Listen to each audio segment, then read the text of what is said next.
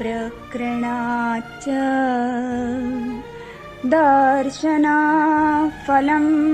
इति चेन्न तेन व्यवधानात् दृष्टत्वाच्च अत एव तद्भावात् वल्लवीनां भक्त्या जानाति इति चेन्न अभिज्ञप्तया साया।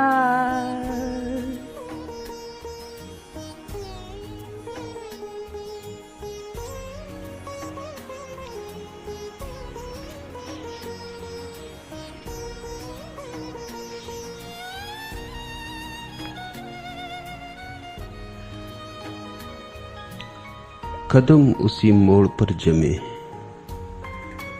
नजर समेटे हुए खड़ा हूं।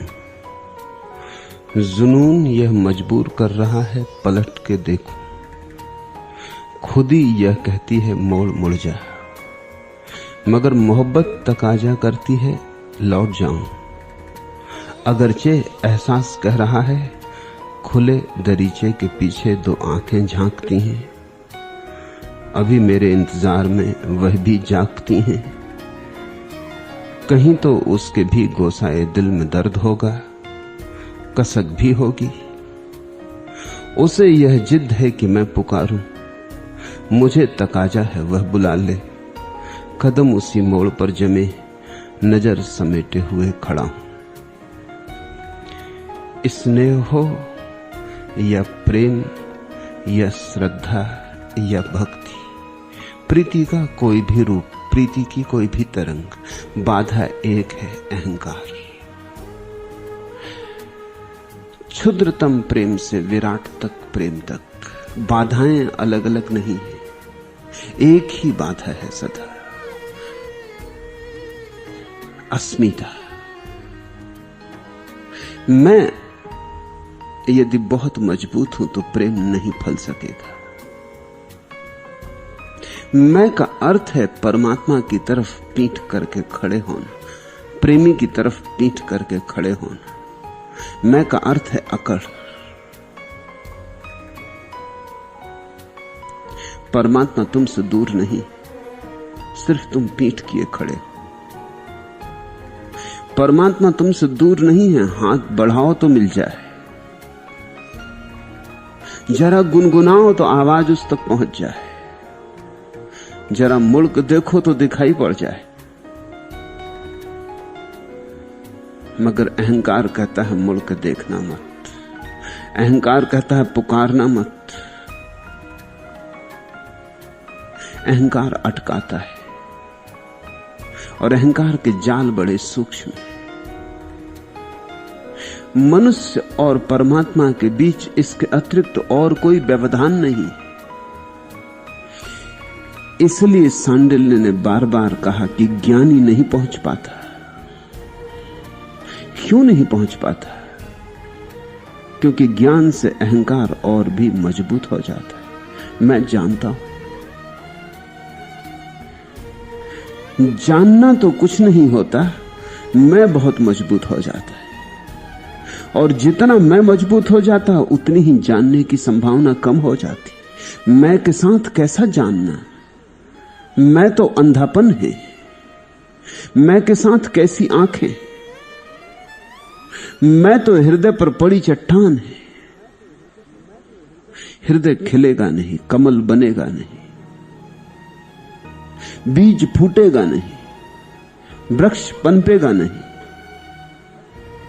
इसी चट्टान के नीचे दबे दबे करोड़ों लोग मर जाते। इस चट्टान को हटाते ही क्रांति हो जाती।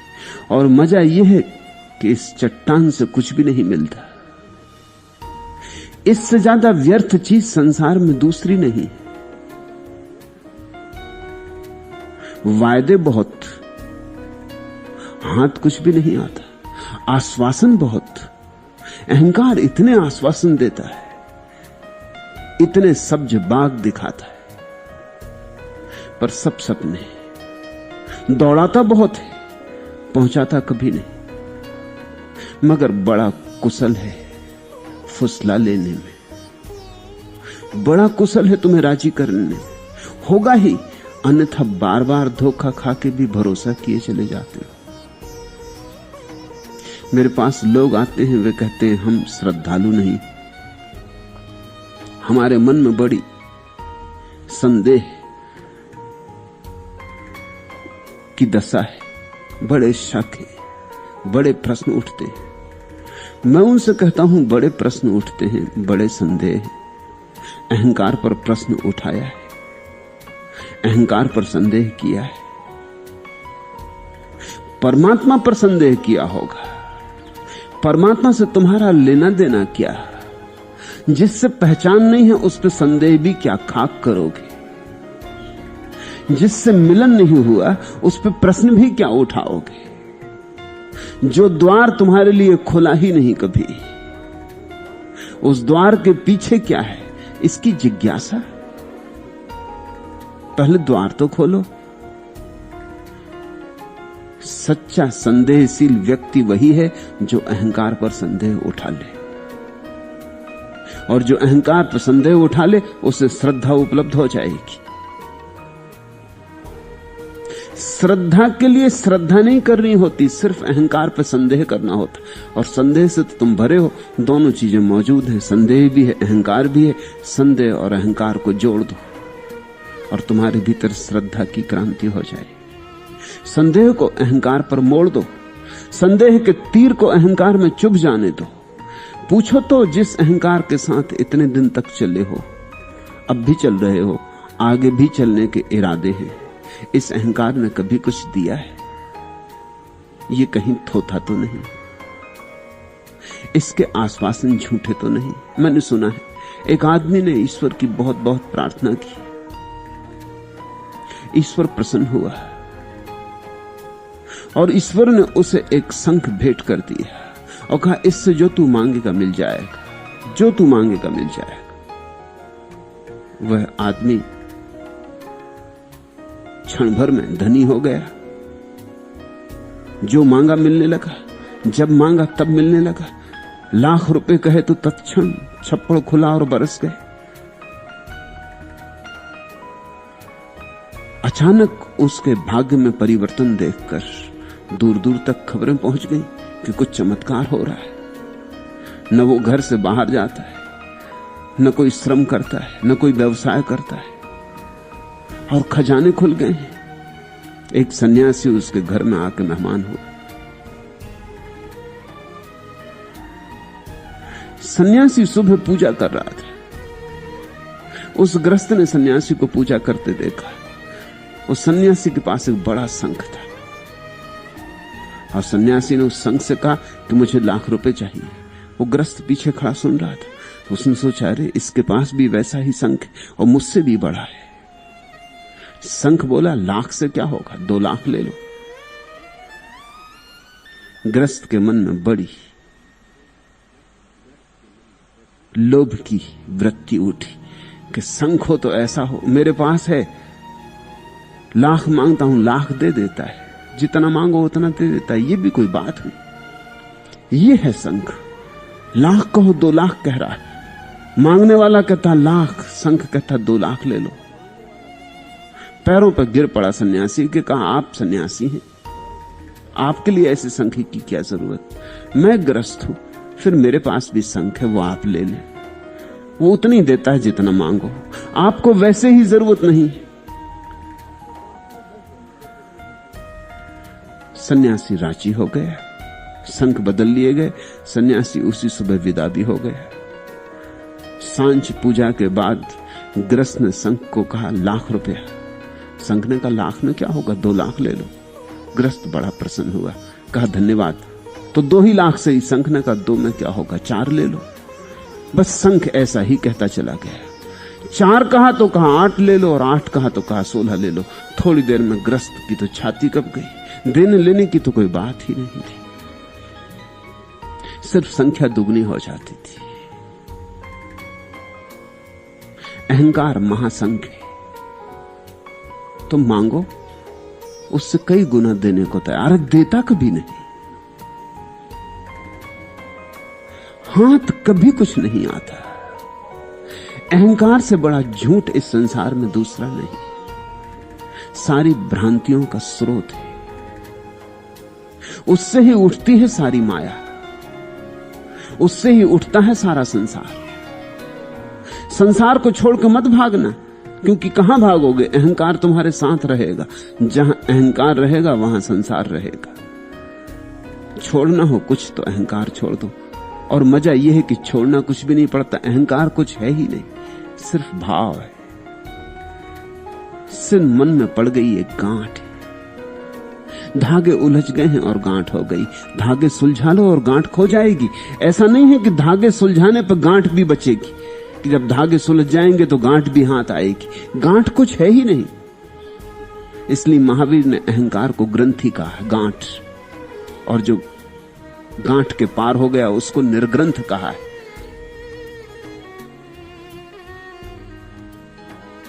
गांठ के पार हो गया, फिर गांठ नहीं बचती, सिर्फ सुलझाने हैं धागे। तुम्हारे विचार के धागे ही उलझ गए हैं। जितने ज्यादा उलझ गए हैं उतनी बड़ी गांठ हो गई। उलझते ही चले जा रहे हैं, सुलझाव का कोई उपाय नहीं दिखता है। यही गांठ बाधा है। धागे चित्त के सुलझ जाएं, परमात्मा को तुमने कभी खोया नहीं था। तुम न आई, आ गया मैं ही तुम्हारे द्वार पर।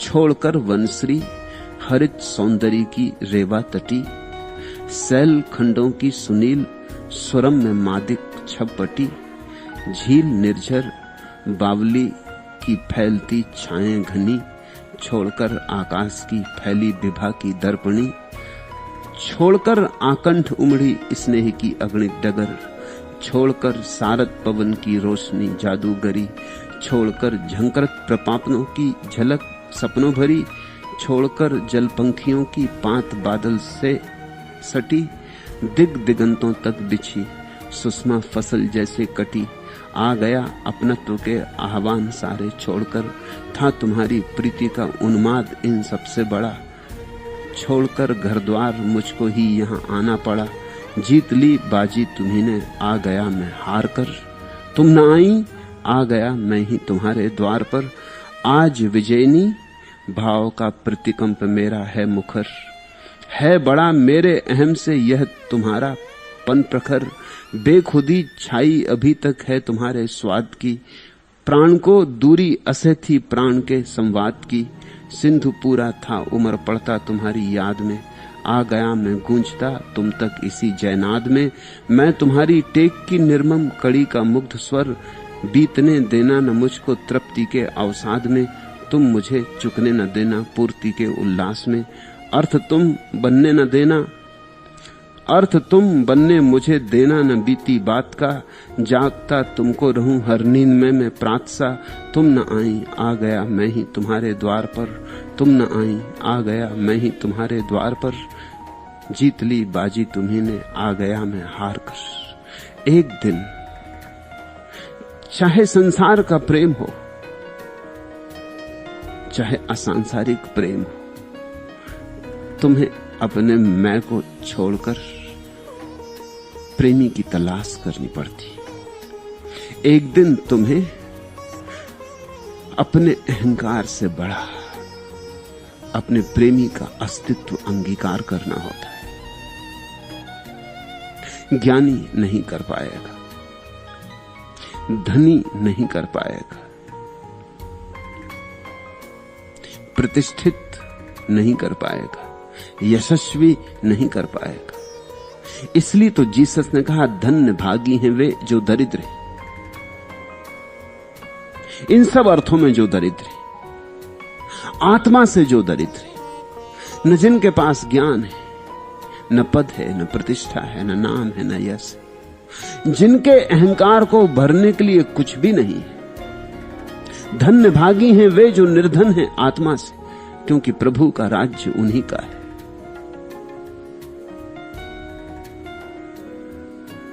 और तुम देखोगे तो तुम निर्धन हो, न देखो तो ही तुम मान सकते हो कि तुम धनी हो। धन के भला ढेर लगे हो तुम्हारे पास, लेकिन तुम धनी कहां हो? और नाम तुम्हारा बहुतों को पता हो, लेकिन तुम्हें अपना नाम अभी स्वयं ही पता नहीं। और यश चाहे दूसरों से तुम्हें मिला हो, तुमने अभी वैसी घड़ी नहीं पाई जहां तुम अपना सम्मान कर सको। तुम अपने भीतर निंदित पड़े हो, तुम अपमानित हो स्वयं से। तुम तो भली भांति जानते हो दूसरों को धोखा दे दिया होगा, अपने को तो कैसे धोखा दोगे? इस जगत में स्वयं को धोखा देना तो संभव नहीं। तुम तो अपनी कुरूपता भली भांति जानते हो, बुलाते हो, छिपाते हो, फिर भी उभर उभर आती। जो व्यक्ति देखेगा ठीक से, वो पाएगा जानता मैं क्या हूं, ज्ञान मेरे पास क्या है। हां, कंठ ने उपनिषद याद कर लिए और स्मृति में कुरान है और बाइबल है, मगर मेरा जानना क्या है? कृष्ण ने जाना होगा सो कृष्ण ने जाना होगा। उनका जानना मेरा जानना कैसे बनेगा? कृष्ण ने भोजन किया होगा तो उनकी मांस मज्जा निर्मित हुई होगी। उनके भोजन से मेरा पेट नहीं भरता। कृष्ण के भोजन से तुम्हारा पेट नहीं भरता, तो कृष्ण के अनुभव से तुम्हारी आत्मा कैसे भरेगी?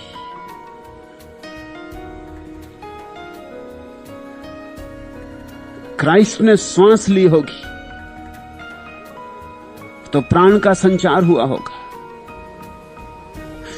क्राइस्ट की श्वास तुम में प्राण का संचार नहीं करती, तो क्राइस्ट का परमात्मा अनुभव तुम्हारी आत्मा को कैसे पुनरुज्जीवित करेगा? नहीं, क्राइस्ट ने कहा है प्रत्येक व्यक्ति को अपना क्रास अपने ही कंधे पर ढोना पड़ेगा, उधारी नहीं चलेगी। और ज्ञान सब उधार है, इसलिए ज्ञान थोथा हो जाता है, ज्ञान कहीं ले जाता नहीं। आज के सूत्रों में प्रवेश के पहले एक नजर पीछे की तरफ डालकर देख लें। सांडिल्य ने अब तक जो सूत्र दिए उनको याद कर लें। ओम अथातो भक्ति जिज्ञासा, नाद के स्वागत के साथ, संगीत के सत्कार के साथ, उत्सव की घोषणा के साथ भक्ति की जिज्ञासा पर निकलते।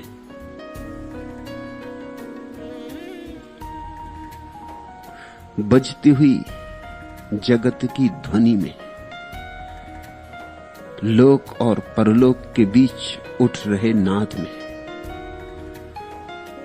भगवान को खोजने निकलते। यह यात्रा संगीत से पटी है। यह यात्रा रूखी सूखी नहीं, यहां गीत के झरने बहते, क्योंकि यह यात्रा हृदय की यात्रा है। मस्तिष्क तो रूखा सूखा मरुस्थल है, हृदय हरी भरी बगिया है। यहां पक्षियों का कुंजन है, यहां जल प्रपातों का मरमर है।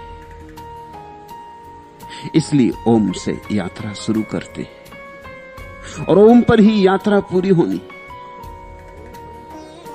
क्योंकि जहां से हम आए हैं वहीं पहुंच जाना है। हमारा स्रोत ही हमारा अंतिम गंतव्य भी है।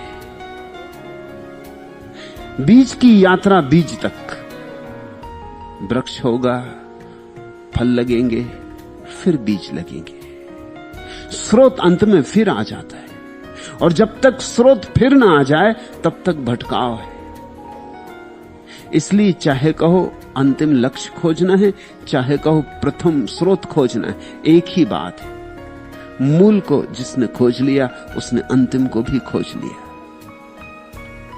नाद से ही शुरू हुई है यात्रा।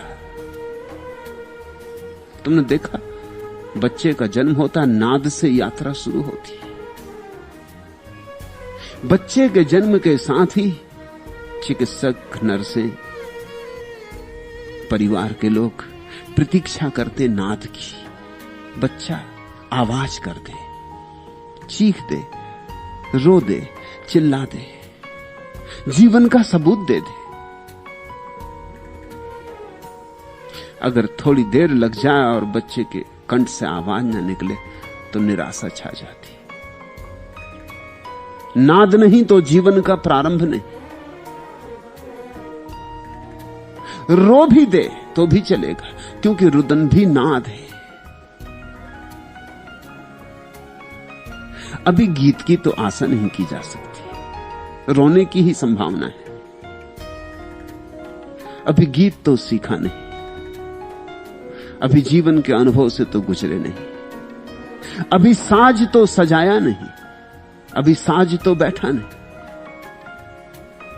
जैसे कि अभी पहले पहले कारीगर ने वीणा बनाई हो और इस पर हाथ तुम रखो तो ठीक ठीक सुमधुर संगीत पैदा हो जाए, यह संभव नहीं, इसकी आशा भी नहीं की जाती। लेकिन ध्वनि तो पैदा हो, विसंगीत सही, विसंगीत में संगीत छिपा है। अगर विसंगीत पैदा हो गया तो संगीत भी जम जाएगा। फिर बिठाने पड़ेंगे तार, सजाने पड़ेंगे, कसने ढीले करने पड़ेंगे, ठोंकना पीटना पड़ेगा। लेकिन कम से कम आवाज, नाद तो पैदा हो जाए।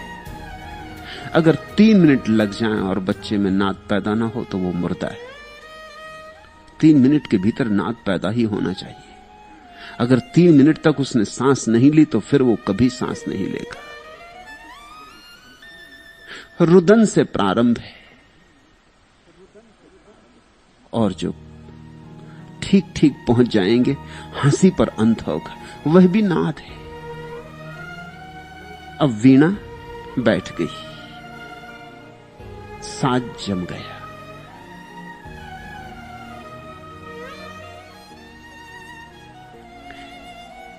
ईश्वर के प्रति संपूर्ण अनुराग का नाम भक्ति है। संपूर्ण, थोड़े बहुत से नहीं चलेगा, कंजूसी से नहीं चलेगा, कृपणता काम नहीं आएगी। जरा जरा दिया और बचाए रखे तो नहीं चलेगा। परमात्मा के साथ दोस्ती उन्हीं की होती जो बेशर्त दे सकते, जो कहते यह रहा पूरा का पूरा, जो ऐसा नहीं कहते कि थोड़ा थोड़ा दूंगा, जो इंस्टॉलमेंट में नहीं देते, खंड खंड नहीं देते, क्योंकि खंड खंड देने का अर्थ है कि भरोसा नहीं। सोचते हो थोड़ा दे के देखें, जब उतने से लाभ मिलेगा तो फिर कुछ और देंगे, उतने से लाभ मिलेगा तो फिर कुछ और देंगे। जुआरियों का काम है भक्ति, व्यवसायियों का नहीं।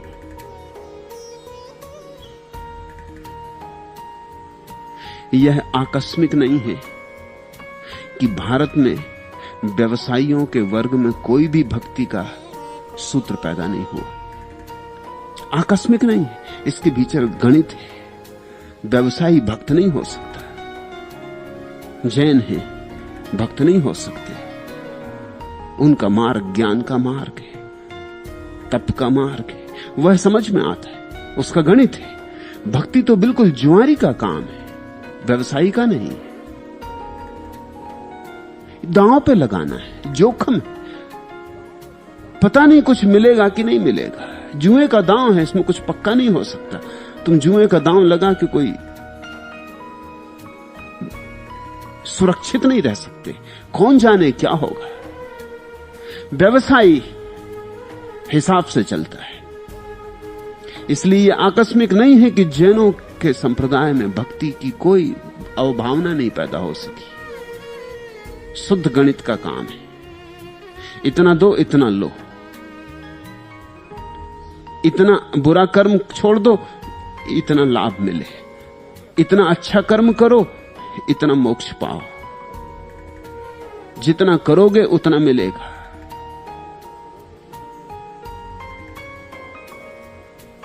तर्क है, सुसंगति है। भक्ति तर्क नहीं है, गणित नहीं है।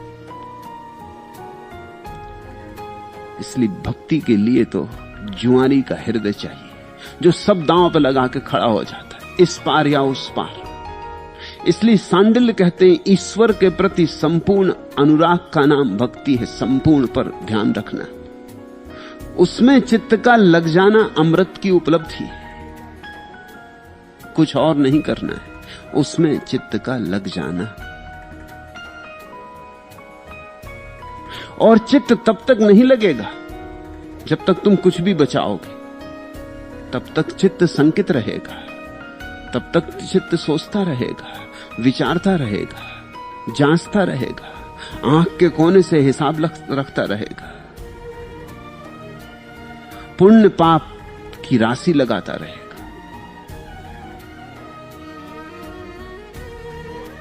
संपूर्ण तुम रख दो दांव पर। और कृपणता का कारण क्या है क्या तुम्हारे पास रखने को? वही खाली अहंकार है। खाली पात्र अहंकार का है जो कभी भर ही नहीं सकता, क्योंकि उसमें तलहटी नहीं है। तुम भरते जाते हो, सब गिरता जाता है। खाली का खाली रहता है।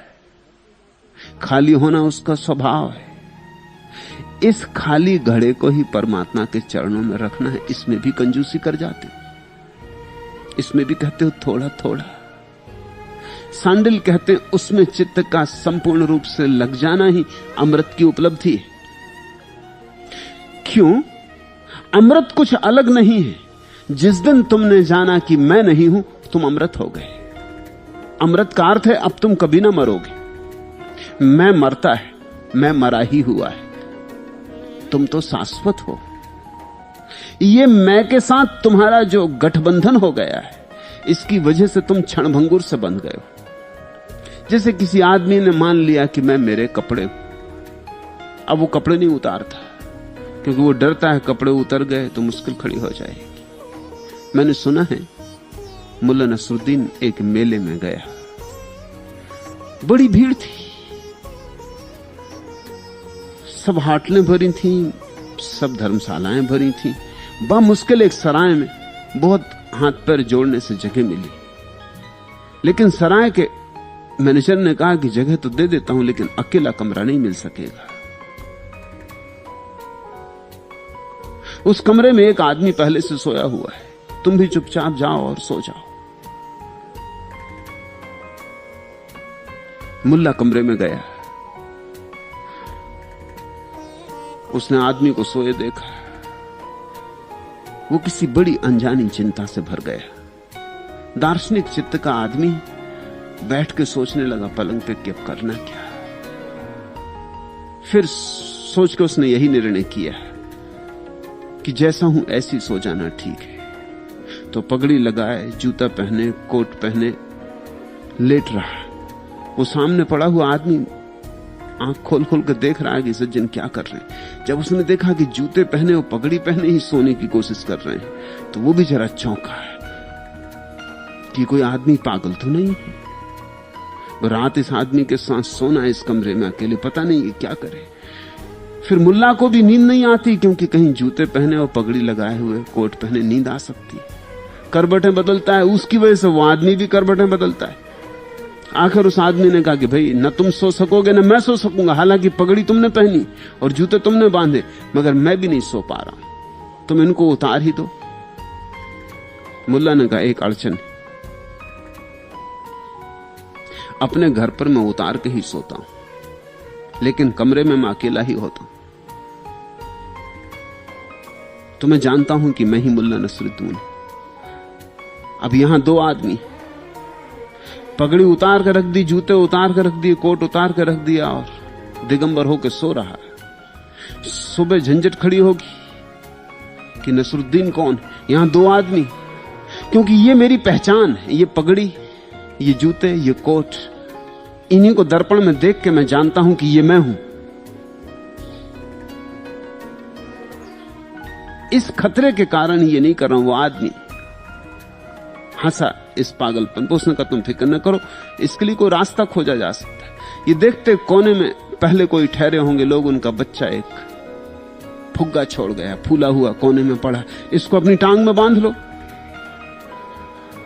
तो तुम्हें पक्का पता रहेगा कि तुम ही नसरुद्दीन हो। नसरुद्दीन का ये बात जिस थी, टांग में फुग्गा बांध के कपड़े उतार के वो सो रहा। उस आदमी को रात मजाक सूझा, उसने फुग्गा निकाल के अपने पैर में बांध लिया। सुबह जब नसरुद्दीन उठा, उसने छाती पीट ली। उसने कहा मैंने पहले ही कहा था। अब ये तो पक्का है कि तुम नसरुद्दीन हो, मगर मैं कौन हूं? तुम्हारी पहचान क्या है? तुम हंसते हो इस बात पर, लेकिन तुम्हारी खुद की पहचान भी ऐसी ही है।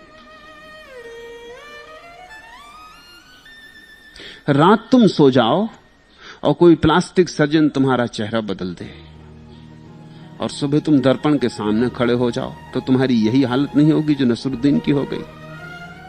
तुम्हारी एक पहचान थी, नाक थी, नक्शा था, एक ढंग था, तुम्हारी पहचान थी। रात किसी ने जादू किया, प्लास्टिक सर्जन ने आकर तुम्हारा चेहरा बदल दिया। सुबह तुम दर्पण के सामने खड़े हुए तुम मुश्किल में पड़ जाओगे। तुम कहोगे एक बात तो पक्की कि ये मैं नहीं हूं, फिर मैं कौन? तुम्हारी अपनी पहचान क्या है? वस्त्र की पहचान या शरीर की पहचान में कोई फर्क नहीं, क्योंकि शरीर भी वस्त्र है। अगर तुम और थोड़े भीतर जाओगे तो मन की पहचान है कि मैं हिंदू हूं, मुसलमान हूं, ईसाई हूं, फला हूं, ढिका हूं। वह भी मन की ही पहचान है, वह भी वस्त्र है। दूसरे महायुद्ध में ऐसा हुआ, एक आदमी गिरा युद्ध में, बड़ी भयंकर चोट लगी, 3 दिन बेहोश रहा। जब होश में आया तो उसकी स्मृति मिट गई। स्मृति तो ऐसे ही है जैसे कि कपड़े छीने जा सकते। वो आदमी स्मृति से नग्न हो गया। जब 3 दिन बाद उसकी आंख खुली और उससे पूछा गया कि तुम्हारा नाम, पता, ठिकाना, क्योंकि उसका नंबर भी युद्ध के मैदान पर गिर गया था। लोग प्रतीक्षा कर रहे थे वो होश में आ जाए तो पूछ ले तुम्हारा नाम, तुम्हारा पता, तुम्हारा नंबर। वो तो सब भूल चुका था, उसकी स्मृति पूछ गई। वो तो चौंक कर रह गया, उसे तो कुछ याद नहीं आया। अब बड़ी कठिनाई हो गई, ये आदमी है कौन? क्योंकि मिलिट्री में तो आदमी नंबर से जाने जाते हैं, इसका नंबर पता नहीं है, और इसको अपना नाम भी याद नहीं रहा, नहीं तो फाइलों में खोजबीन हो सकती थी। मेरे एक मित्र हैं, डॉक्टर हैं। भीड़ थी ट्रेन में, दरवाजे पर खड़े खड़े जाते थे, हाथ छूट गया राह में, गिर पड़े, भयंकर चोट आई। बचपन से मेरे मित्र हैं, साथ साथ हम पढ़े। उनको मैं देखने गया, वो मुझे पहचान नहीं सके। मुझे पहचानना दूर, वो अपनी मां पिता को नहीं पहचानते। कोई 7 साल फिर आभाषा से सब सीखना पड़ा, भाषा भी भूल गई। तुम्हें पता है तुम कौन हो? हंसो मत नसरुद्दीन पर, वैसी ही हालत है। कपड़े हो कि देह हो कि मन हो, यही तो हमारी पहचान है, मगर ये सब छीनी जा सकती।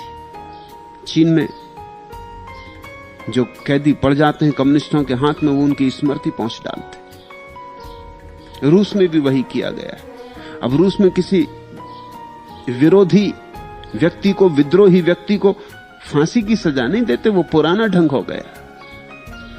और फांसी की सजा में तो एक इज्जत भी थी। ये तो अच्छा था कि कोई फांसी की सजा लग जाए, कम से कम प्रतिष्ठा से तो मरता था। अब रूस में वो भी संभव नहीं, प्रतिष्ठा से फांसी भी संभव नहीं। पहले उसकी स्मृति पहुंच देते। जैसे स्मृति पहुंच जाती, न उसका विद्रोह बचता है, न उसके विचार बचते, सब समाप्त हो गए। और अब विधियां खोज ली गई हैं उसके मन को फिर से संस्कारित करने की। जैसे कागज पर तुमने कुछ लिखा था, उसे पोंछ दिया गया, फिर से लिख दिया, तुमने पूरे आदमी को बदल दिया। यही तो तुम्हारी पहचान है। कहते हो मैं हिंदू हूं, हिंदुस्तानी हूं, मुसलमान हूं कि पाकिस्तानी हूं कि चीनी हूं, तिब्बती हूं, कि इस पंथ को मानता कि उस पंथ को मानता, कि बाइबल के, कुरान की, गीता मेरी किताब है, कि ये मेरा गुरु है, कि ये मूर्ति मेरी श्रद्धा की पात्र है, कि ये मेरा मंदिर, ये मेरी मस्जिद। मगर ये सब छिन सकता है। तुम हो कौन? तुम्हारा घर, तुम्हारा परिवार, तुम्हारी शिक्षा, तुम्हारे सर्टिफिकेट, सब कागजी। तुम हो कौन? ये चैतन्य कौन है जिस पर ये सारी चीजें टंगी हैं? ये देह टंगी, ये मन टंगा, ये विचार टंगे, ये सर्टिफिकेट टंगे, ये प्रतिष्ठा नाम धाम टंगा। ये भीतर तुम्हारे चैतन्य की खूंटी क्या है? उस खूंटी को जानना ही स्वयं को जानना है।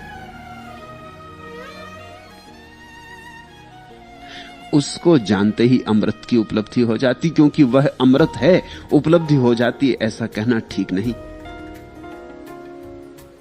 मर्त्य के साथ तुमने संबंध जोड़ लिया है, बस वो दोस्ती टूट जाती है। इस मर्त्य के साथ संबंध का पूरा संबंध का समग्रीभूत नाम अहंकार है।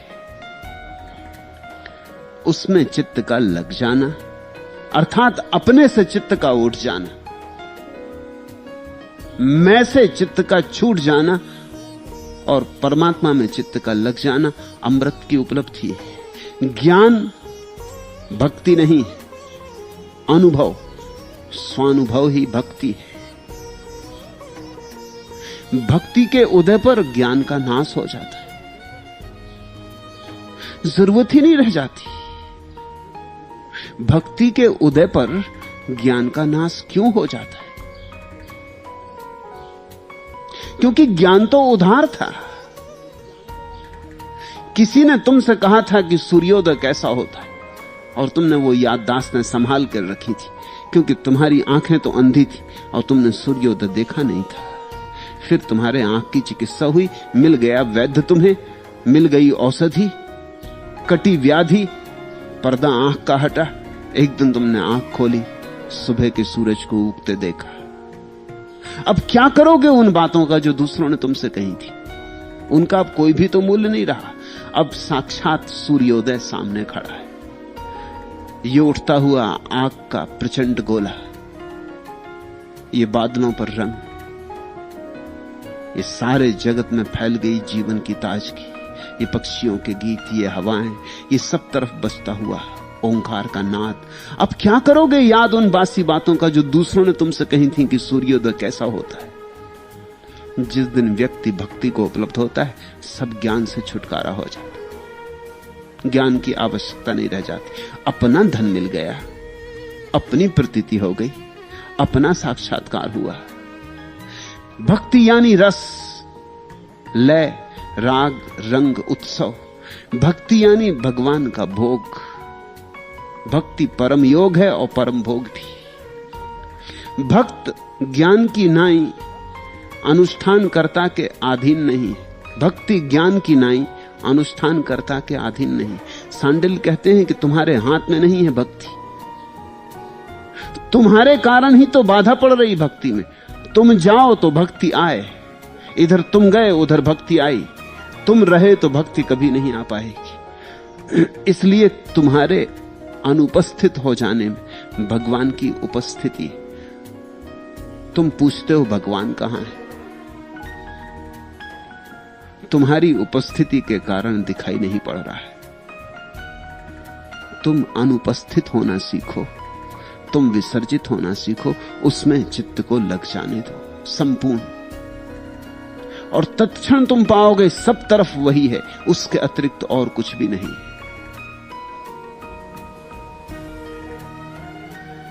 इसलिए भक्ति का फल समयातीत है, वह अनंत है, क्योंकि तुम्हारे हाथ से पैदा नहीं होता, इसलिए छीना भी नहीं जा सकता। तुम जो भी पैदा करोगे वो क्षणभंगुर होगा, तुम क्षणभंगुर हो। अहंकार के द्वारा जो भी निर्मित होगा वो पानी पर खींची गई लकीर है, खींच भी नहीं पाएगी और मिट जाएगी। जो परमात्मा से आता है वही शाश्वत। तुम भी शाश्वत हो क्योंकि तुम परमात्मा से आए, और जो भी परमात्मा से आता है सब शाश्वत है, उसका अंत नहीं है। ज्ञानी और अज्ञानी दोनों को उसकी प्राप्ति हो सकती है, इसलिए ज्ञान कोई शर्त नहीं। ज्ञानी को भी हो सकती है अगर ज्ञान को हटा दे।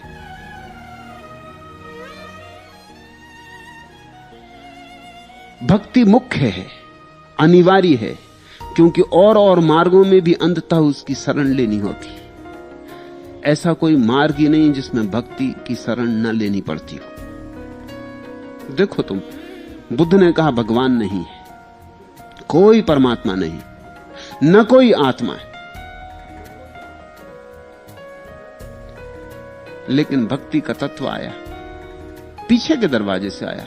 बुद्धम शरणम गच्छामि, संघम शरणम गच्छामि, धम्मम शरणम गच्छामि। शरण जाने की बात आ गई। कृष्ण ने कहा था मामेकम शरणम व्रज, सर्वधर्मान परित्यज्य। सब छोड़ छाड़ अर्जुन, मेरी शरण आ। बुद्ध ने कहा कोई परमात्मा नहीं है, कोई आत्मा नहीं, लेकिन फिर भी बुद्ध का धर्म बिना शरणागति के खड़ा नहीं हो सका। बिना शरणागति के, बिना समर्पित हुए कोई धर्म खड़ा नहीं होता।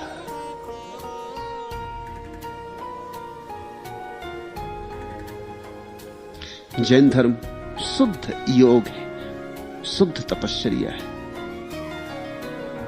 लेकिन शरणागति तो आई जाती। और महावीर ने असरण की बात कही। महावीर ने कहा असरण हुए बिना सब शरण छोड़ देनी तो ही तुम पहुंचोगे। लेकिन पीछे के द्वार से बात आ गई,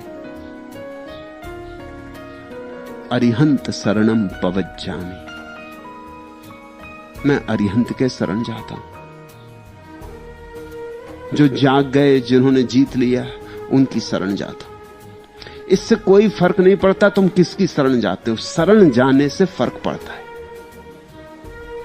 तुम महावीर की शरण गए कि तुम बुद्ध की शरण गए कि तुम कृष्ण की शरण गए, इससे कुछ फर्क नहीं पड़ता। कृष्ण, बुद्ध, महावीर सब निमित्त हैं। शरण गए, इससे फर्क पड़ता है। वो शरण जाने की भाव दशा ही भक्ति है।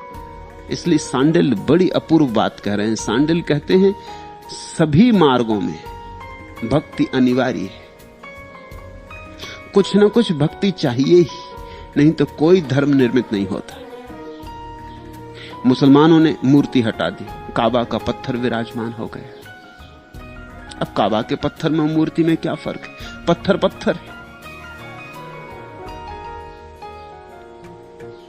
मस्जिद से मूर्ति हटा दी, लेकिन शरण की भावना तो नहीं हटा सकते। मुसलमान जाके जिस तरह झुकता है उस तरह हिंदू भी नहीं झुकता। झुकता है, बार बार झुकता है नमाज में। वही झुकना भक्ति है। अपने सिर को झुकाना, अपने अहंकार को झुकाना भक्ति है।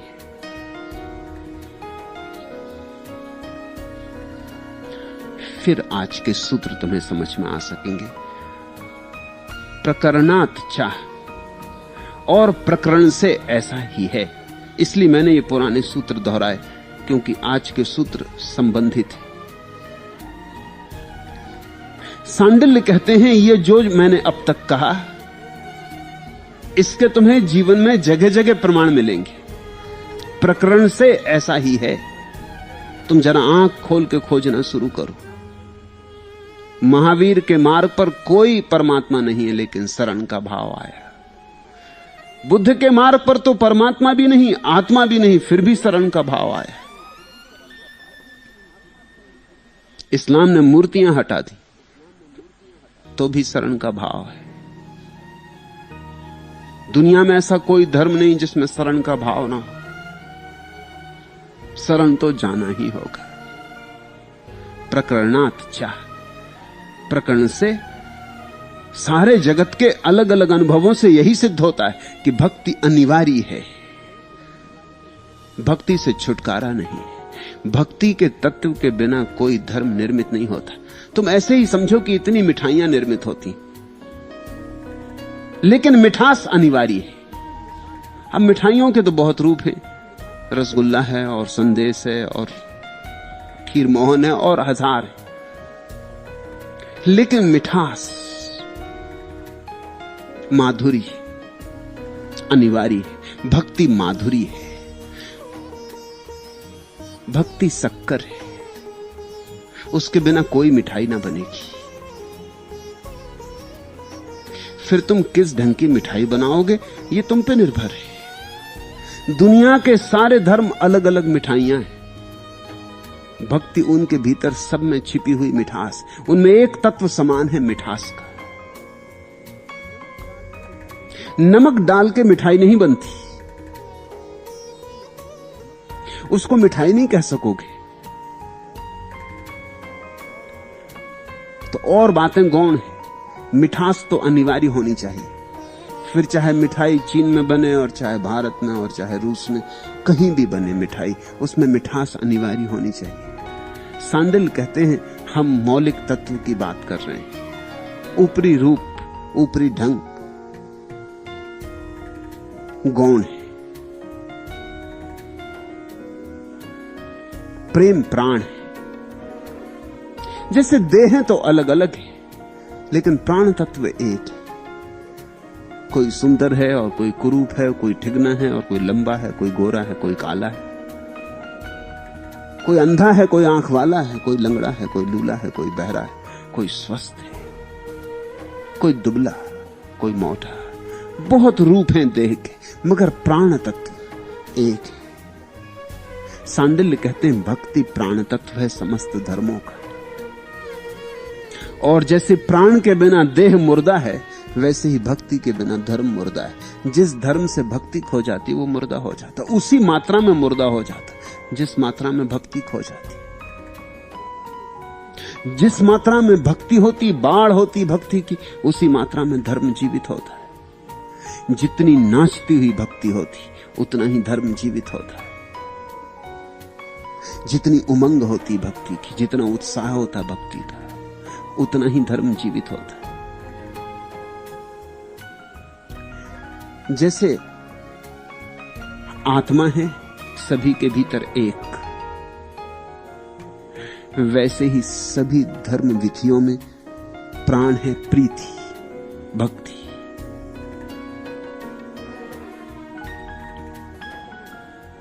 जहां जहां प्रेम है वहां वहां प्राण है, और जहां जहां भक्ति है वहां वहां भगवान है।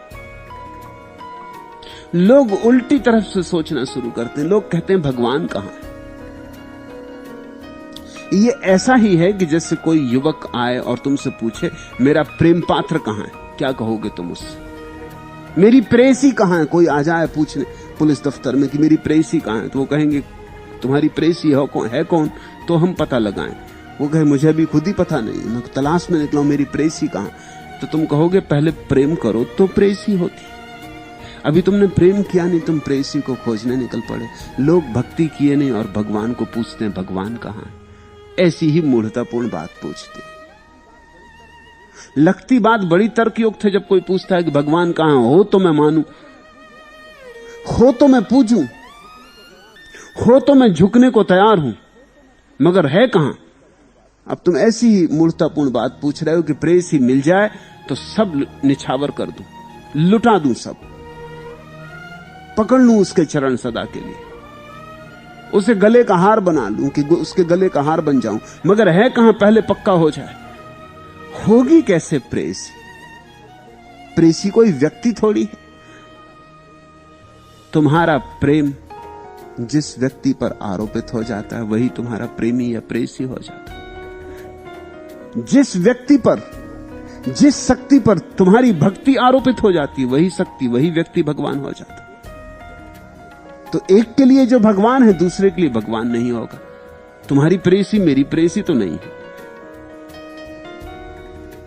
तुम ये तो नहीं कह सकते कि मेरी प्रेयसी को आप अपनी प्रेयसी क्यों नहीं मानते।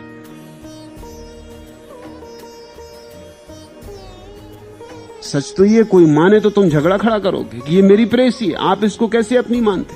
लेकिन कोई कहे जब आपकी है तो हमारी। मैंने सुना एक गांव में एक आदमी के पिता मर गए। वो बहुत रोने लगा, बहुत चिल्लाने लगा। पास पड़ोस के लोग इकट्ठे हुए। लोगों ने कहा क्यों रोते हो?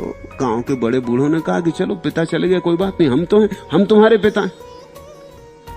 वो शांत हो गया। फिर उसकी मां मर गई कुछ दिन के बाद। फिर गांव की बूढ़ियों ने कहा कि मत घबराओ, हम तो मौजूद हैं, रोते क्यों हो, हम तुम्हारी मां। फिर उसकी पत्नी मर गई। फिर वो बैठ के राह देखने लगा, कोई आके कहे, कोई ना आए। फिर उसने बहुत शोरगुल मचाया, फिर वो छत पे चढ़ गया। उसने कहा अब क्यों नहीं आते, अब कोई आके क्यों नहीं कहता। पहले तो गांव भर के लोग आते थे कि हम तुम्हारे पिता, हम तुम्हारी माता, अब कोई नहीं आ रहा। कोई नहीं कहता कि हम तुम्हारी पत्नी, क्यों रोते हो, तुम्हारी प्रेसी तुम्हारी प्रेसी है। लेकिन इस पर झगड़े खड़े होते हैं, बड़े बेहुदे झगड़े। हिंदू कहते हैं कृष्ण भगवान, इसमें जैनों को ऐतराज है। ऐतराज तर्कयुक्त है कि इस आदमी ने महाभारत का युद्ध करवा दिया। अर्जुन तो सन्यासी होना चाहता था, भला आदमी था, जैन मुनि हो जाता अगर उसकी चलती। कृष्ण ने उसको कहां का उपद्रव में डाल दिया। वो भागने की उसने बहुत कोशिश की, तभी तो गीता पैदा हुई। वो बार बार भागने की कोशिश कर रहा, कृष्ण उसको फांस के ला रहे।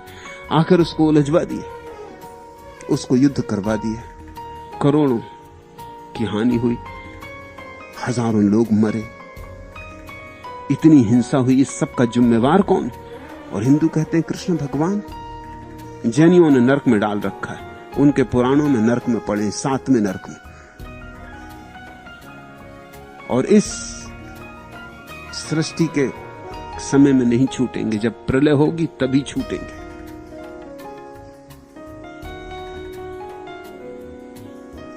हिंदू के लिए कृष्ण भगवान, उनसे बड़ा भगवान कोई भी नहीं।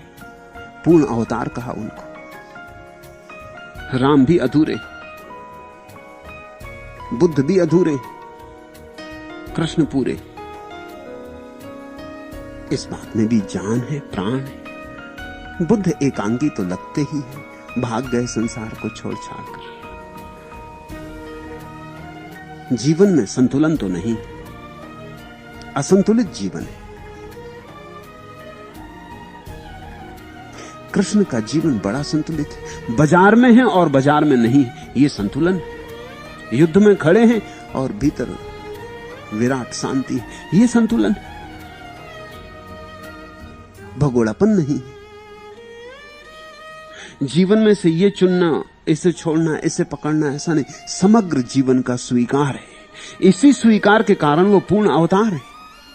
बुरा भला सब स्वीकार है।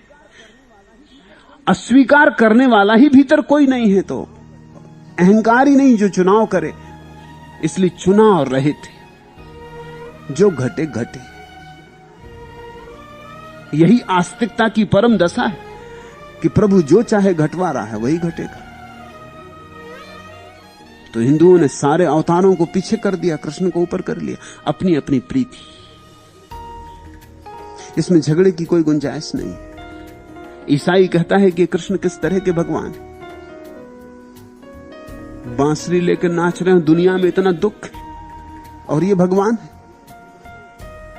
और इतनी बीमारियां, किसी अस्पताल में चले जाओ, अस्पताल खोलो, मरीजों की सेवा करो, कि इतनी बाढ़ आती है, तूफान आते हैं, तुम क्या बैठे बांसुरी बजा रहे?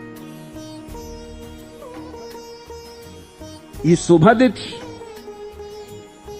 ईसाई सोचता है ये बात ही अशोभन है, ये बात ही बड़ी बेहूदी है कि जहां इतना दुख है संसार में, इतने लोग पीड़ित हैं, गरीब हैं, दीन हैं, दरिद्र हैं, वहां कोई आदमी बांसुरी बजाने की चेष्टा में लगा, खुद बांसुरी बजा रहा है और स्त्रियों को नचा रहा है। ये खुद तो पागल है और दूसरों को पागल बना रहा है। क्राइस्ट ठीक मालूम पड़ते हैं, सूली पर लटके हैं उदास। सारे लोग सूली पर हैं, उनके लिए सूली पर लटकना ही चाहिए जीसस को। इसलिए जीसस भगवान है। लेकिन हिंदू से पूछो तो हिंदू कहता है भगवान और उदास। उदास तो अज्ञानी होता है। और ईसाई कहते हैं जीसस कभी हंसे ही नहीं। ये तो महातमस की अवस्था हो गई। उदास तो अज्ञानी होता है। और सूलियों पर तो पापी चढ़ते, किए होंगे पिछले जन्म में कुछ पाप, उसका फल भोग रहे हैं। और तुम्हारे सूली पे चढ़ने से किसकी सूली कम हो जाएगी? ये तो ऐसे हुआ कि एक आदमी को पैर में कांटा लग गया और तुमने उसके दुख में अपने पैर में भी कांटा चुभा के बैठ के रोने लगे। इससे क्या सार है? निकालना था उसका कांटा, निकालते अपने पैर में कांटा चुभाने से क्या होगा? उसका कांटा नहीं निकलेगा। दुनिया में दुख दुगना हो गया, तुमने और कांटा चुभा लिया। हिंदू को जीसस में भगवान दिखाई नहीं पड़ सकते। और मैं तुमसे कह देना चाहता हूं, ये ख्याल रखना, भगवान तो तुम्हारी प्रीति का संबंध है। किसी को महावीर में दिखाई पड़ते हैं, किसी को बुद्ध में, किसी को कृष्ण में, किसी को क्राइस्ट में। जहां तुम अपनी भक्ति को आरोपित कर देते हो वहां भगवान प्रकट होता। भगवान तो सब जगह छिपा है, इसलिए किसी को पीपल के वृक्ष में भी देवता प्रकट हो जाते, और किसी को नदी की धार में भी, और किसी को अनगढ़ पत्थर में भी। वो कल मैं तुमसे कह रहा था कि जब पहली दफा मील के पत्थर लगे, लाल रंग पुते, तो गांव में लोग उनकी पूजा करने लगे। उन्होंने हनुमान जी, और बड़े खुश हुए कि सरकार भी अच्छी कि इतने हनुमान जी। उन्होंने और उस पर जाके सिंदूर इत्यादि पोत के फूल चढ़ा के वो पूजा शुरू कर दी। अंग्रेज परेशान थे कि ये क्या पागलपन। लेकिन उसकी भी बात समझो, वो जो आदमी सिंदूर लगा दिया और जाके पूजा करने लगा, उसकी भक्ति अगर वहां है तो वही भगवान। जहां भक्ति वहां भगवान। पत्थर में पड़ जाए तो पत्थर में भगवान का अवतरण होता है। और भगवान साक्षात तुम्हारे सामने खड़ा हो और तुम्हारी भक्ति न पड़े उसमें, तो पत्थर है। तुम्हारी भक्ति की ही सारी बात है। तुम्हारी भक्ति से भगवान का आविर्भाव होता। तुम्हारी भक्ति पर्दा हटाती।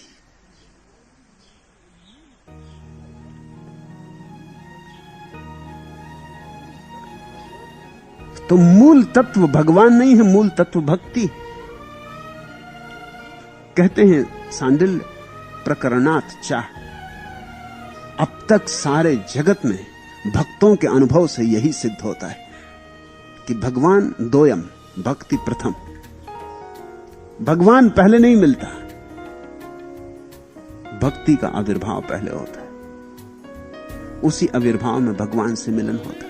भक्ति की आंख चाहिए भगवान को देखने को, प्रेम की आंख चाहिए प्रेसी को, प्रेमी को खोज लेने को।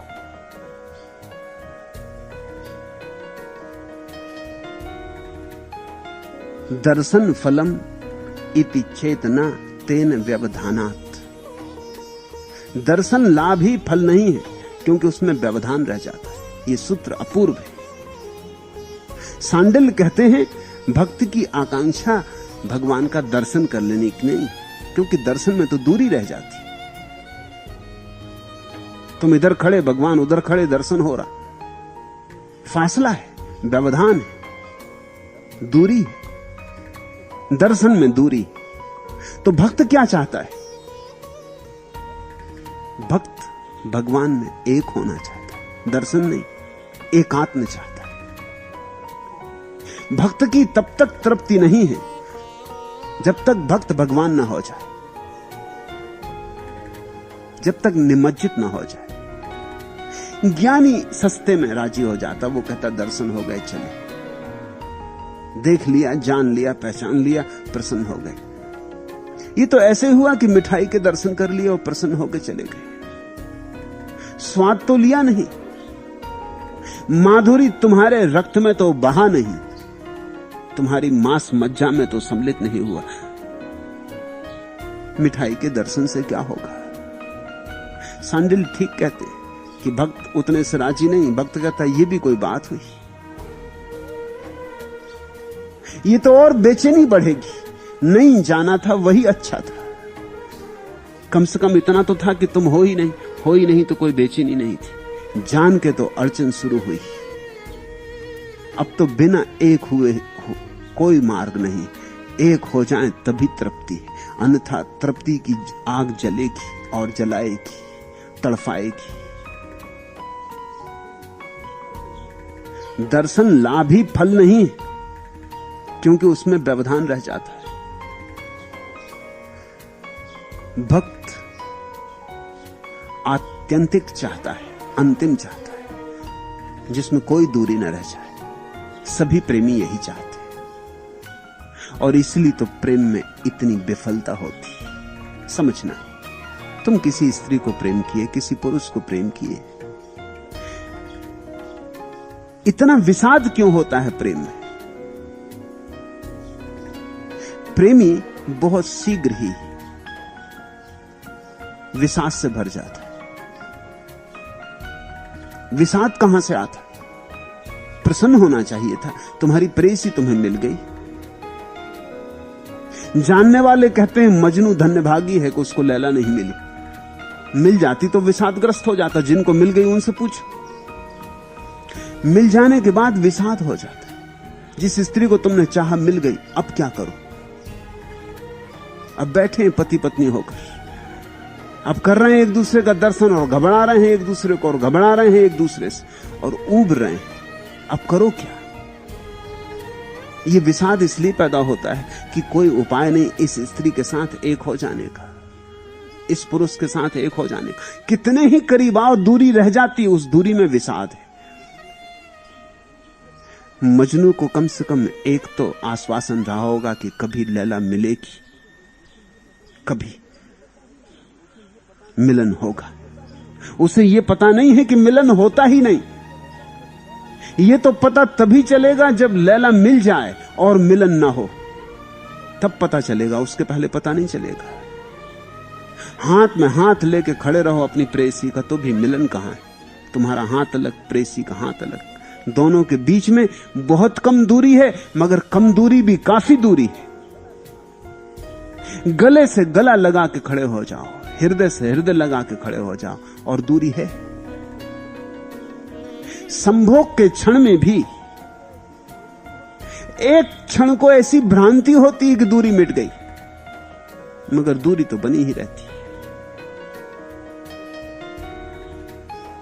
इस जगत में प्रेम का विषाद यही है कि प्रेम चाहता है प्रेमी के साथ एक हो जाए और नहीं हो पाता। यह घटना भक्ति में ही घट सकती है, क्योंकि भक्ति में दो देहों का मिलन नहीं, दो आत्माओं का मिलन। आत्माएं एक दूसरे में मिल सकती।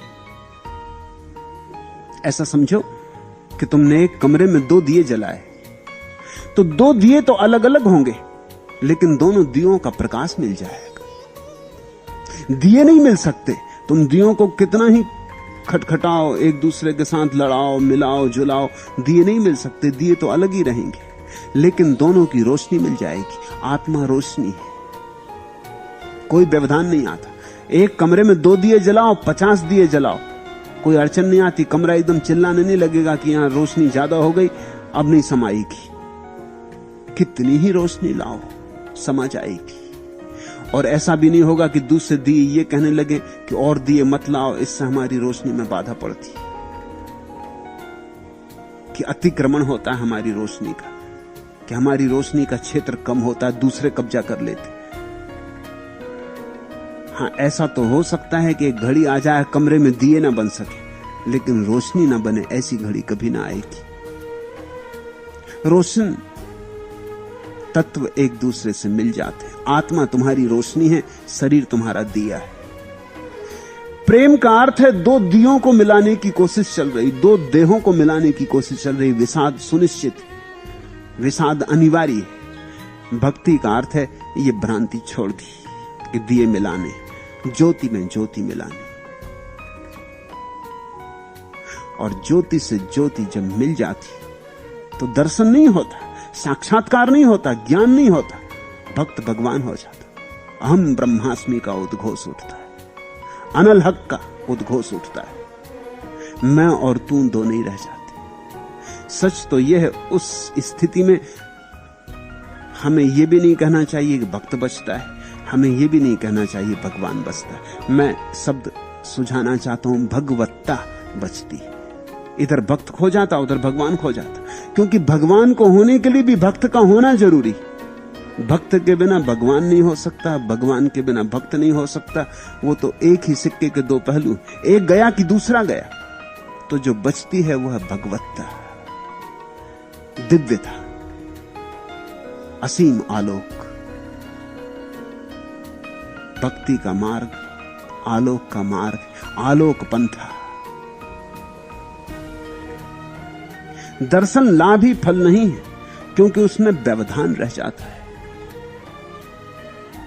दृष्टत्वात् चाह, इस प्रकार देखने में भी आता है। सांडिल्य कहते हैं, जो जो गए हैं उनसे पूछो, वे सभी यही कहेंगे। इस प्रकार देखने में भी आता है कि जैसे जैसे भक्त भगवान के करीब पहुंचता है, वैसे ही वैसे दर्शन में रस नहीं रह जाता। योग में रस होता है, दर्शन में नहीं। मिलन हो जाए, सम्मिलन हो जाए, इस तरह मिलना हो जाए कि कहीं कोई रेखा विभाजन न करे। मेरे हृदय में भगवान धड़के, मैं भगवान के हृदय में धड़कूं। न कोई मैं बचे, न कोई तू बचे। जलालुद्दीन रूमी की प्रसिद्ध कविता है कि प्रेमी ने अपनी प्रेयसी के द्वार पर दस्तक दी और पीछे से पूछा गया, कौन कौन है? और प्रेमी ने कहा, मैं हूं तेरा प्रेमी, तू मेरी पदचाप नहीं पहचानी। लेकिन भीतर सन्नाटा हो गया। उसने फिर दस्तक दी। उसने कहा, तूने मुझे पहचाना नहीं, मेरी आवाज नहीं पहचानी। और प्रेयसी ने कहा, यह घर छोटा है, यह प्रेम का घर है, यहां दो ना समा सकेंगे। प्रेमी लौट गया। दिन आए, रातें आई, सूरज निकला, चांद निकला, वर्ष आए, वर्ष गए। उसने बड़ी कठोर साधना की। फिर वर्षों बाद वापस आया, द्वार पे दस्तक दी। फिर पूछा गया वही प्रश्न सदा पूछा जाता है, कौन है? अब की बार उसने कहा कि मैं नहीं हूं, तू ही है। जलालुद्दीन रूमी ने यहां कविता पूरी कर दी, मैं पूरी नहीं कर सकता। रूमी से मेरा कहीं मिलना हो जाए तो उनसे कहूं, अधूरी है, इसको पूरा करो। क्योंकि प्रेमी कहता है कि मैं नहीं हूं, तू ही है। लेकिन जब तक तुम्हें तू का पता है, मैं का पता भी होगा। यह कहने के लिए भी मैं होना चाहिए कि मैं नहीं हूं। यह कौन कहता है? यह किसको स्मरण हो रहा है कि मैं नहीं हूं? और यह कौन कहता है कि तू ही है? यह भेद कौन कर रहा है, मैं और तू का? सब मौजूद है। सिर्फ जो धारा पृथ्वी के ऊपर बहती थी वो अंतर्धारा हो गई, वो पृथ्वी के नीचे बहने लगी। मैं अंडरग्राउंड चला गया और ये और खतरनाक हालत है। मैं ऊपर था तो पहचान में आता था, दुश्मन साफ साफ था। अब मैं जो है भूमिगत हो गया। अब उसने अपने को नीचे छिपा लिया। अब वो कहता मैं नहीं हूं। अहंकार बड़ा सूक्ष्म है, वो ये भी कह सकता है कि मैं नहीं हूं और अपने को बचा ले सकता है। अगर मैं उस कविता को आगे बढ़ाऊं तो मैं उसे फिर वापस भेज दूंगा। हालांकि कठोरता लगेगी कि प्रेमी के साथ मैं जाति कर रहा हूं, लेकिन मैं क्या कर सकता? मेरे बस में हो तो मैं यही कहूंगा कि प्रेयसी ने कहा कि अभी कुछ फर्क नहीं हुआ, ये घर बहुत छोटा है, इसमें दो ना समा सकेंगे। प्रेम गली अति सांकड़ी, तामन दो न समाए। प्रेमी फिर लौट गया। फिर तो और ज्यादा समय लगा होगा, और अनंत वर्ष, या कहना चाहिए अनंत जन्म। और एक दिन वो घड़ी आई जब प्रेमी सच में ही मिट गया। न मैं ऊपर रहा, न भीतर रहा, न चेतन में, न अचेतन में, न भूमि पर, न भूमिगत। तब मेरे सामने एक अड़चन है। अब उसको कैसे लाएं वापस प्रेयसी के दरवाजे पर? मैं नहीं ला सकता, वो भी मैं नहीं कर सकता। शायद इसलिए जलालुद्दीन रूमी ने कविता वहीं पूरी कर दी, नहीं तो कविता बड़ी मुश्किल में पड़ जाएगी। उसको पूरा कहां करोगे? कविता को आखिर कहीं शुरू और कहीं पूरा होना पड़ता है। जिंदगी को कहीं शुरू नहीं होती, कहीं पूरी नहीं होती। मैं भी जानता हूं जलालुद्दीन की तकलीफ। वहीं क्यों पूरी कर दी कविता को? क्योंकि जब मैं बिल्कुल ही मिट जाएगा तो फिर प्रेमी लौट नहीं सकता। पर क्या जरूरत है कि प्रेमी लौटे ही? मैं पसंद करूंगा कि फिर प्रेयसी उसे खोजने निकलती, क्योंकि जब मैं मिट गया प्रेमी का, तो प्रेयसी को खोजने निकलना ही पड़ेगा। जिस दिन व्यक्ति का मैं मिट जाता उस दिन परमात्मा खोजने निकलता है। तुम कहीं मत जाओ, सिर्फ नहीं हो जाओ और परमात्मा भागा चला है। और तुम जाओगे भी तो कहां जाओगे, उसे खोजोगे भी तो कहां खोजोगे। उस सामने भी मिल जाएगा, रास्ते पे कहीं बैठा हुआ, तो तुम पहचानोगे कैसे कि यही है?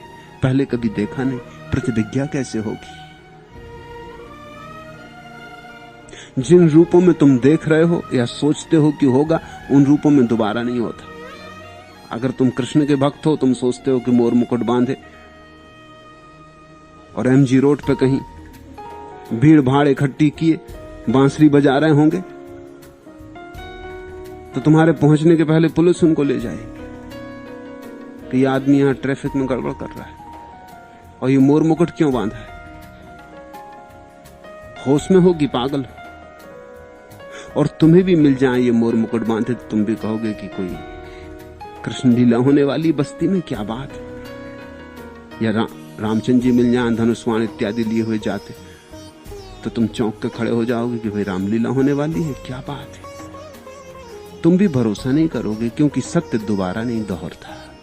कृष्ण एक बार हुए दोबारा नहीं होंगे, बुद्ध एक बार हुए दोबारा नहीं होंगे। परमात्मा हर बार नए रूपों में आता है, इसलिए तो पहचान नहीं हो पाती। तुम पुराने के साथ नाता जोड़े बैठे रहते हैं और परमात्मा नया होके आता है। परमात्मा का अर्थ ही है जो प्रतिपल नया है। अब हो सकता है इस बार वो फुल पेंट इत्यादि पहन के आ गए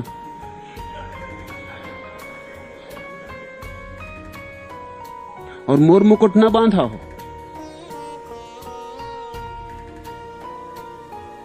फुल पेंट में देख के तुम कहोगे खत्म बात। एक गांव में मैं मेहमान था, वहां के कॉलेज ने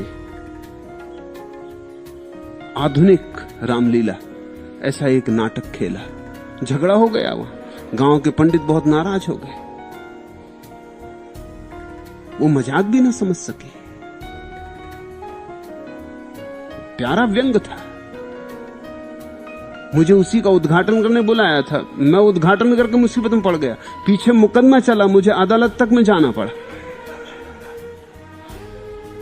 प्यारा व्यंग था, लेकिन गांव के लोगों को न जचा, क्योंकि रामचंद्र जी सिगरेट पीते। गांव के लोगों ने कहा कि मारपीट हो जाएगी, हत्या हो जाएगी। रामचंद्र जी वो सिगरेट पीते, तो सीता जी लंबी एड़ी का जूता पहन के चलती।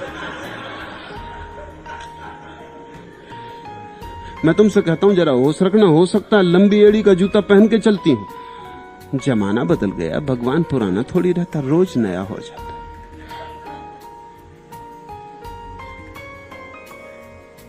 मगर हमारी आंखें पुरानी,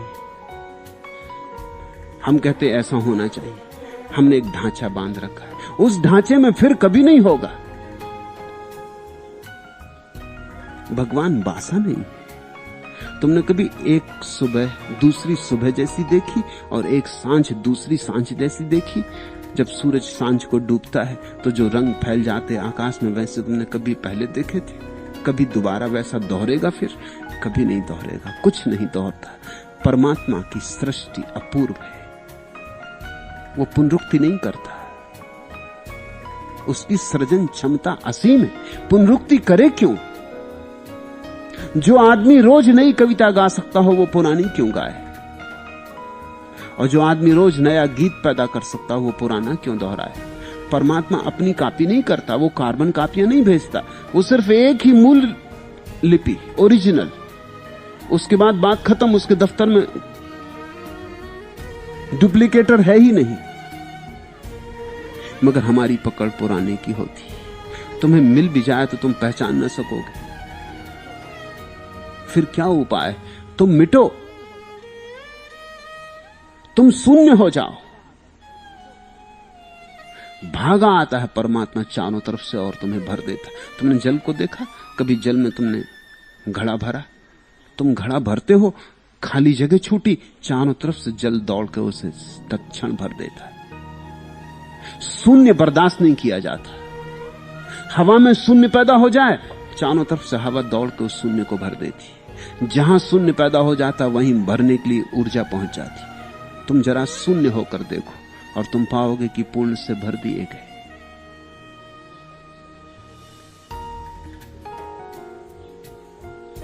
सांडिल कहते हैं दृष्टत्वात् च, इस प्रकार ही देखने में आया है, जानने वालों ने इसी तरह जाना है कि जो उसके पास गया खुद तो मिटा ही, परमात्मा भी उसके साथ ही मिट गया, भगवत्ता शेष रही।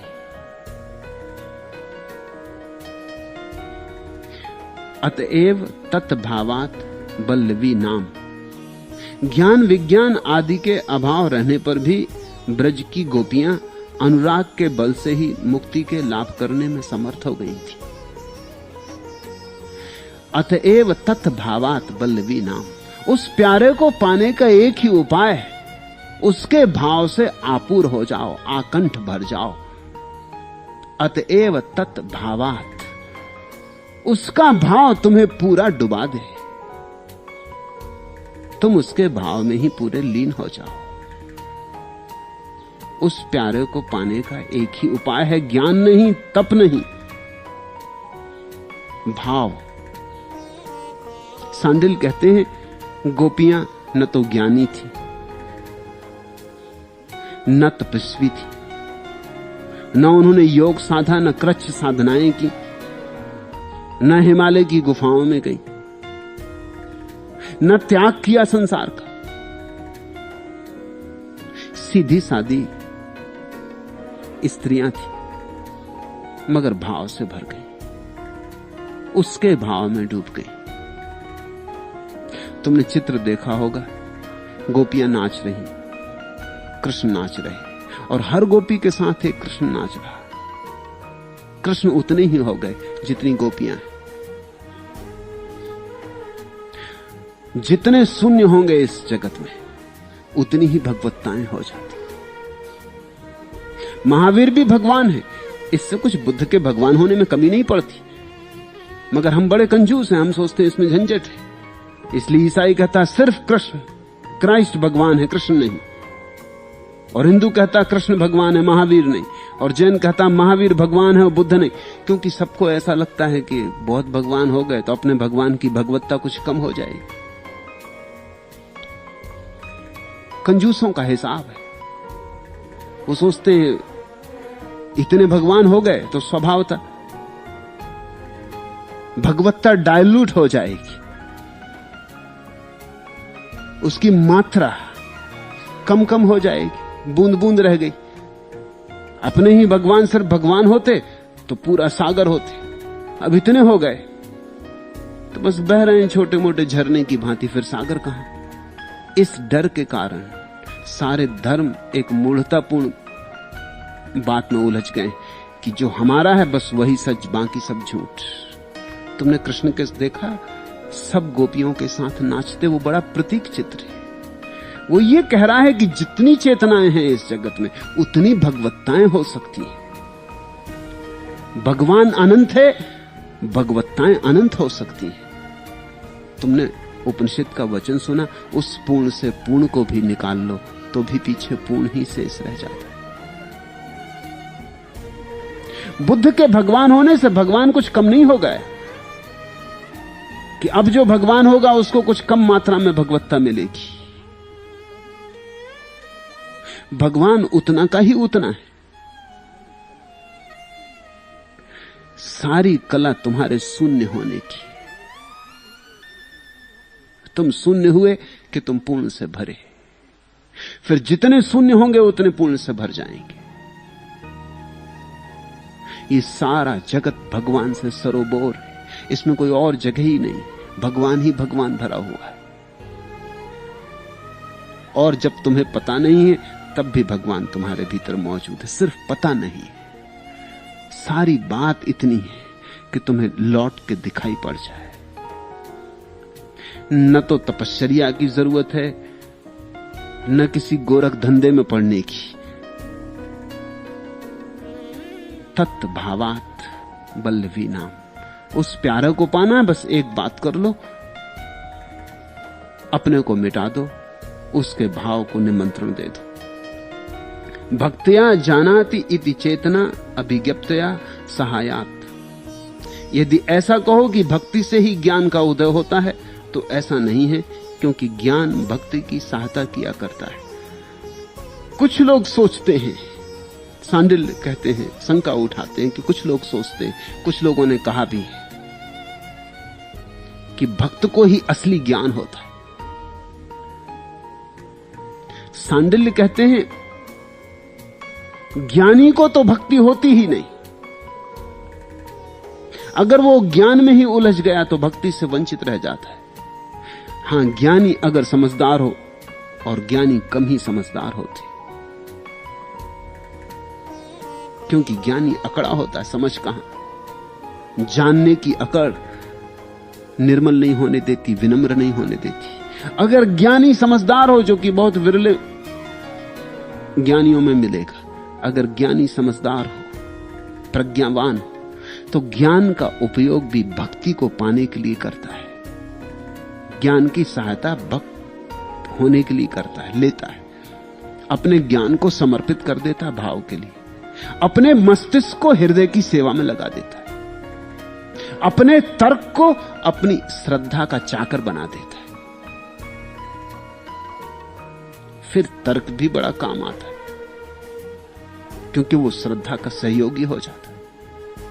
फिर ज्ञान भी काम में आ जाता है, वो सीढ़ी बन जाता है, भक्त उस पर चढ़ के मंदिर तक पहुंच जाता है। सांडिल्य कहते हैं जो ऐसा कहता हो कि भक्त को ज्ञान उपलब्ध होता अंत में, वो तो गलत कहता है, क्योंकि ज्ञान में तो भेद रह जाता, ज्ञाता का ज्ञेय का भेद रह जाता, दूरी रह जाती। जैसे दर्शन में दूरी रह जाती, वैसे ज्ञान में दूरी रह जाती। भक्त तो एक ही हो जाता, वहां कौन जानने वाला, कौन जाना जाने वाला, वहां तो दोनों मिल गए और एक हो गए। वहां जीवन की शुरुआत है, जानने की नहीं, वहां अनुभूति का जन्म है, जानने का नहीं। फिर इसलिए भी ऐसा नहीं कहा जा सकता कि ज्ञान का जन्म भक्ति के अंत में होता है, क्योंकि ज्ञान का तो सहारा लिया सीढ़ियों की तरह, ज्ञान पर तो चढ़े और भक्ति तक पहुंचे। अज्ञानी से अज्ञानी के पास भी थोड़ा बहुत ज्ञान है, नहीं तो वो कभी का ज्ञानी हो गया होता। अज्ञानी के पास भी थोड़ा ना बहुत ज्ञान है, वही अटका रहा है। अज्ञान नहीं अटका रहा, ज्ञान अटका रहा है। तुमने ऐसा अज्ञानी देखा जो कहे मैं पूर्ण अज्ञानी? अगर ऐसा अज्ञानी तुम्हें मिल जाए, उसके चरण पकड़ लेना, क्योंकि वो तो ज्ञान को उपलब्ध हो गया जो कह दे मैं पूर्ण अज्ञानी। लाओ त्सु ने कहा है कि मेरी हालत महामूढ़ जैसी, जैसे मूढ़ों की खोपड़ी खाली होती, ऐसी मेरी। अज्ञानी भी दंभ करता है कि मैं जानता हूं, हो सकता है तुमसे कम जानता हूं, लेकिन जानता हूं। मात्रा का भेद होगा, गुण का भेद नहीं। पंडित में और मूर्ख में मात्रा का भेद होता है, गुण का भेद नहीं होता। मूर्ख थोड़ा कम पंडित है, पंडित थोड़ा कम मूर्ख है, बस इतनी फर्क होता है। एक ही सीढ़ी पर है, एक जरा आगे एक जरा पीछे।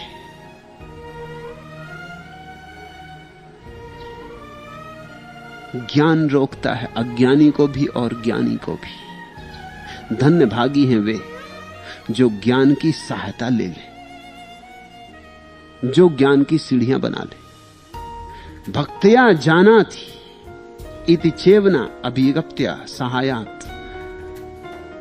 भक्ति के अंत में ज्ञान नहीं है, भक्ति के शुरू में ही जो ज्ञान है उसकी सीढ़ियां बना लेनी, सहायता ले लेनी। सीढ़ियों पर चढ़ के जब तुम मंदिर में पहुंचोगे तो भगवान मिलेगा, और सीढ़ियां नहीं मिलेंगी। नहीं तो मंदिर में पहुंचे ही नहीं अगर और सीढ़ियां मिले। ज्ञान तो सहयोगी हो सकता है ज्यादा से ज्यादा, अंतिम लक्ष्य नहीं हो सकता। ज्ञान साधन हो सकता है, साध्य नहीं हो सकता। तुम कोई चीज जानना चाहते हो क्योंकि तुम कुछ और पाना चाहते हो। ज्ञान अपने आप में साध्य नहीं है, उपकरण है। भक्ति साध्य है। जैसे समझो तुम धन कमाना चाहते हो, कोई पूछे कि धन किस लिए, तो तुम उत्तर दे सकते हो कि ताकि आराम से रह सकूं। कोई पूछे आराम से किस लिए रहना चाहते हो, तो तुम कहोगे ताकि मैं प्रेम कर सकूं अपने बच्चे, अपनी पत्नी। लेकिन कोई तुमसे पूछे कि प्रेम किस लिए करना चाहते, तो तुम अटक जाओगे, तुम उत्तर न दे पाओगे। और जो उत्तर दे दे वो प्रेम को जानता ही नहीं। तुम कहोगे प्रेम तो प्रेम के लिए, धन किसी चीज के लिए, पद किसी चीज के लिए, ज्ञान किसी चीज के लिए, लेकिन प्रेम, प्रेम गंतव्य है। प्रेम अपने आप में अपना साध्य है। भक्ति तो प्रेम की पराकाष्ठा है। इसलिए भक्ति के बाद और कोई फल नहीं है, भक्ति तो स्वयं फल है। और सब खाद बन जाए, खाद तुम बना सको तो बुद्धिमान हो। इन अपूर्व सूत्रों पर खूब ध्यान करना, इनके रस में डूबना। एक एक सूत्र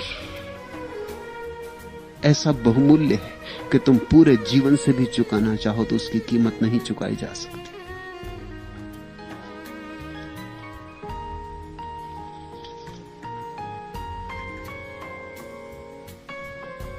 भक्त कुछ मांगने नहीं जाता। भक्ति में भिक्षा का भाव ही नहीं,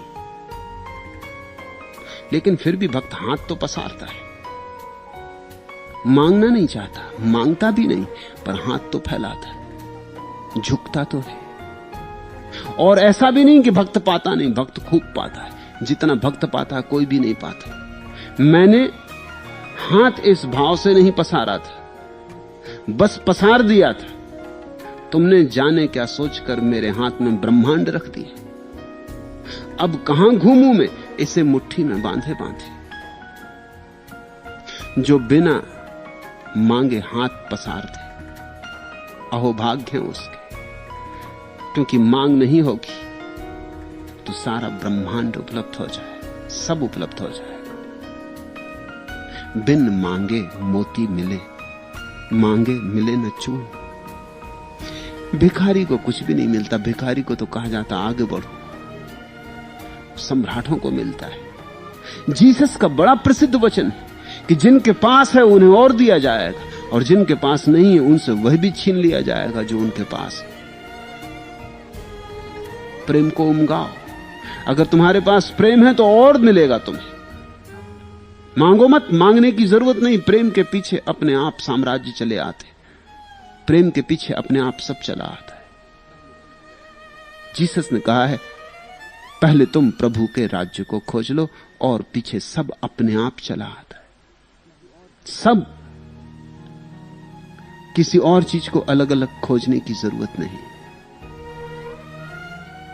भक्ति के पीछे आता प्रसाद।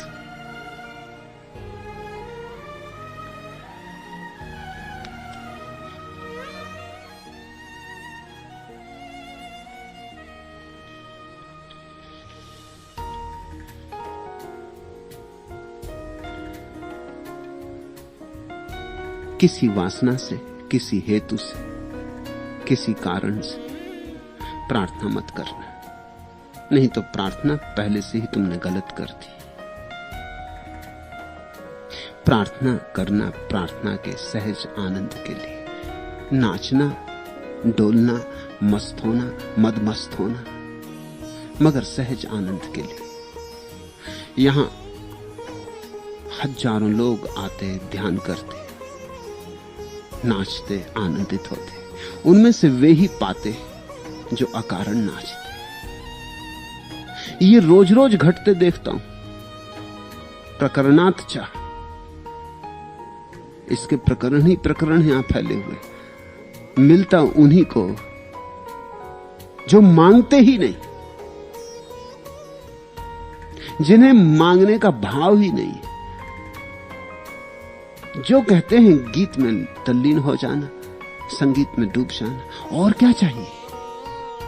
नाच लिए क्षण भर को, सारा अस्तित्व नाच रहा है, चांद तारे नाच रहे हैं। इनके साथ हम भी सम्मिलित हो गए इस रास लीला में। थोड़ी देर हम भी भागीदार हो गए, और क्या चाहिए।